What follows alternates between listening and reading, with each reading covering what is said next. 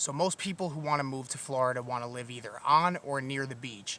But, I mean, is it really all it's cut out to be? So in this video, I'm going to explain the beach lifestyle, break down a couple of different beach towns, and give you some pros and cons, so stay tuned.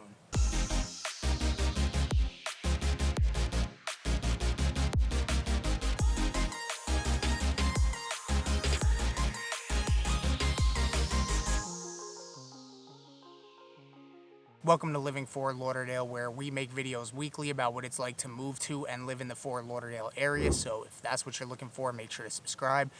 And I am a licensed realtor here in Florida, so just as much as I love making these videos, I love even more to help you with your real estate needs.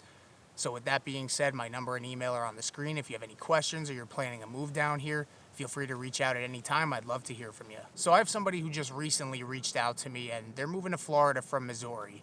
And you know, obviously there's no beaches in Missouri. I don't even know if there's water out there, so being on or near the beach is really high on their checklist. Now, I've been here for about 4 years. I grew up in New Jersey, about an hour and a half from the shore, so for me it wasn't as important to be necessarily living on the beach as long as I was close. But there's a lot that I've come to realize over the last 4 years about living on some of these beaches or near some of these beach towns, and I just want to dive into some of what I know and make sure to stay to the end for some pros and cons and see if living on the beach is really all it's cut out to be.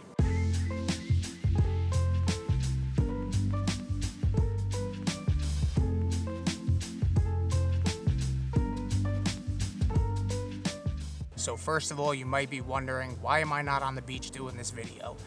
Well, for one, there's no shade out there, it's extremely bright. Number two, it's extremely hot. And number three, I kind of am on the beach. I'm just right across the street from it in this park. It was just a better area to shoot, but don't worry, you're gonna see a lot of the beaches in this video. So just to give you an overview, these beaches in the Fort Lauderdale area, if you take a look at this map, there's about 24 miles of them.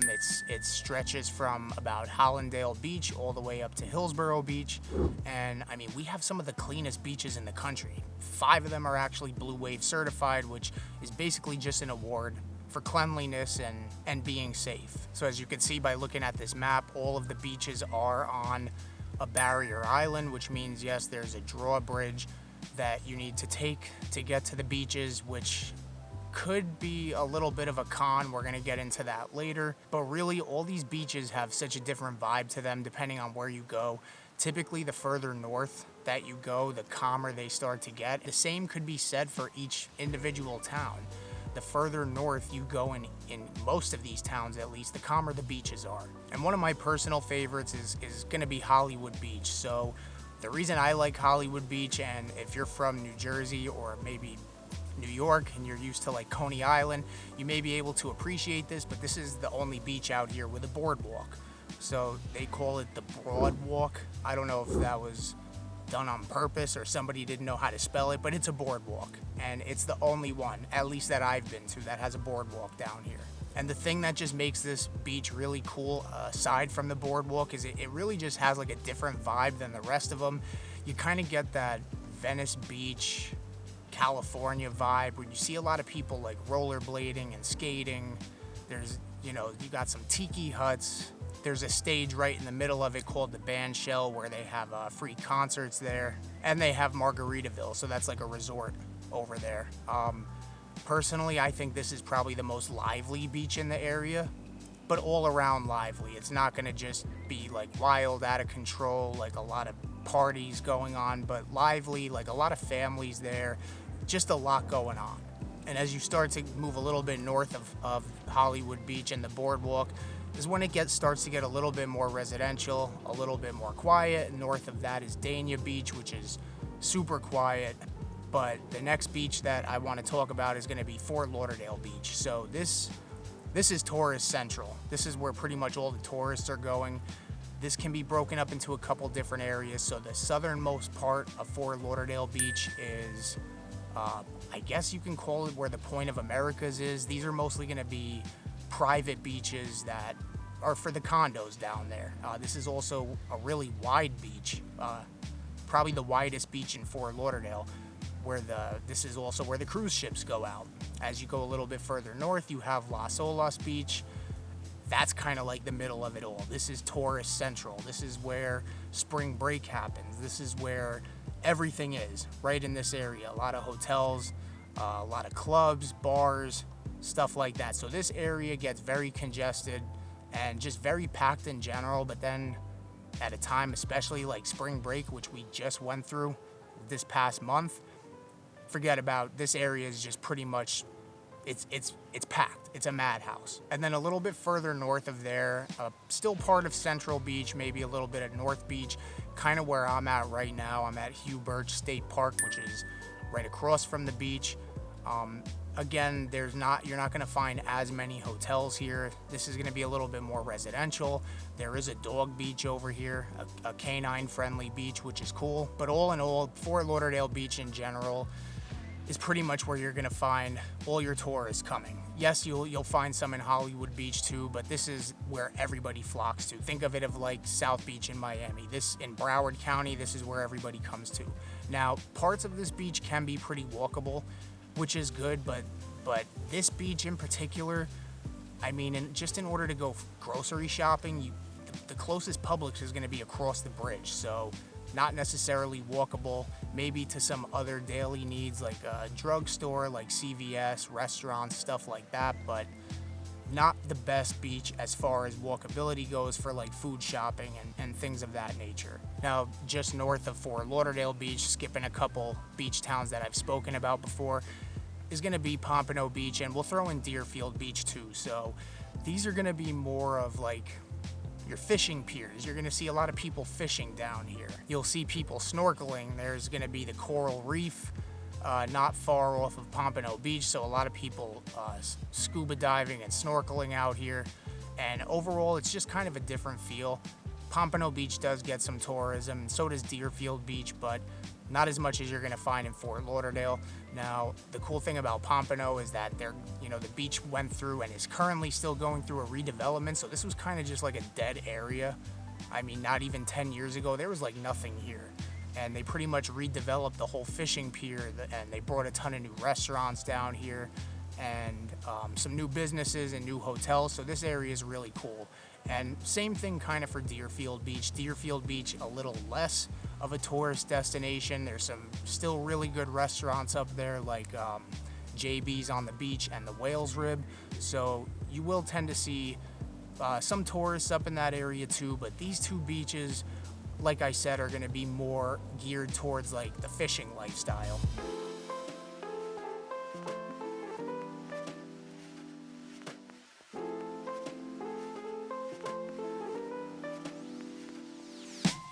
Now, getting into some pros and cons of living on these beach towns, one of the pros is going to be walkability.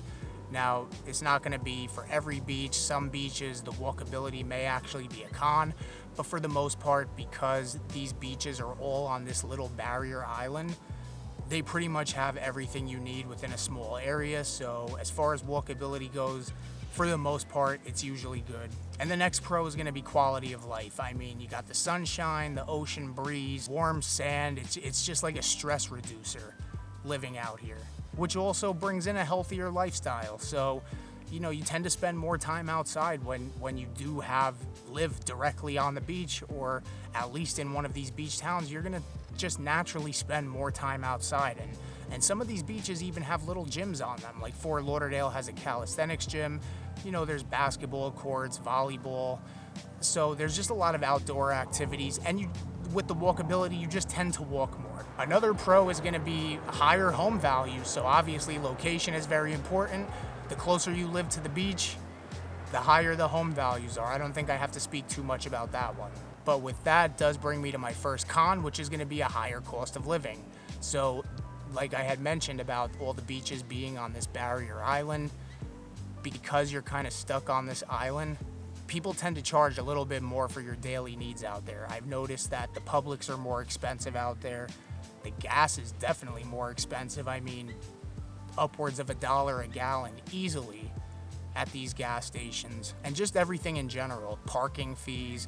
I mean, they really can get you just because of the location, because if you want to leave, you have to get in your car and cross the bridge. So yes, the cost of living is higher on the beaches. And I had mentioned about the higher home values, so naturally the cost of housing is going to be higher as well. But some hidden things that you may not think about when it comes to cost of housing is going to be insurance premiums, deterioration on the house. I mean, you have to realize you're out in the elements, so you're near the coast, so there's heavy winds, heavy rains. So just insurance alone is going to be more expensive, which brings me to my next con, is that the threat of hurricanes is a lot more serious when you live on the beach. So chances are, if there's a hurricane warning or even a hurricane watch, but it's projected to be something bad, you most likely will have to evacuate when you live on the beach, or if you live on one of these barrier islands, even if you're off the beach a little bit, you're more than likely going to have a better chance of having to evacuate versus living inland a little bit more. And again, these barrier islands keep coming up in conversation, but because they're so small, the traffic can get really bad.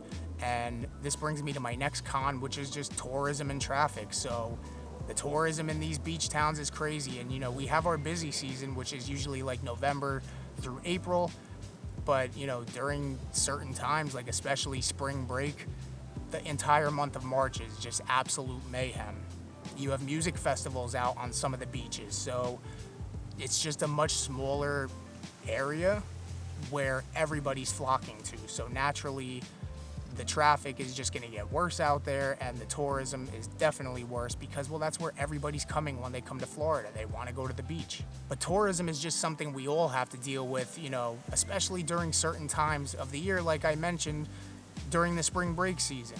And whether you live on the beach or not, you're gonna feel the effects of it. So whether this all sounds good to you or not, this gives me the perfect opportunity to remind you that yes, I'm a realtor. Yes, I love making these videos, but I love even more to help you. So make sure to call, text, or email me at any time, and I'd love to help you in any way that I can.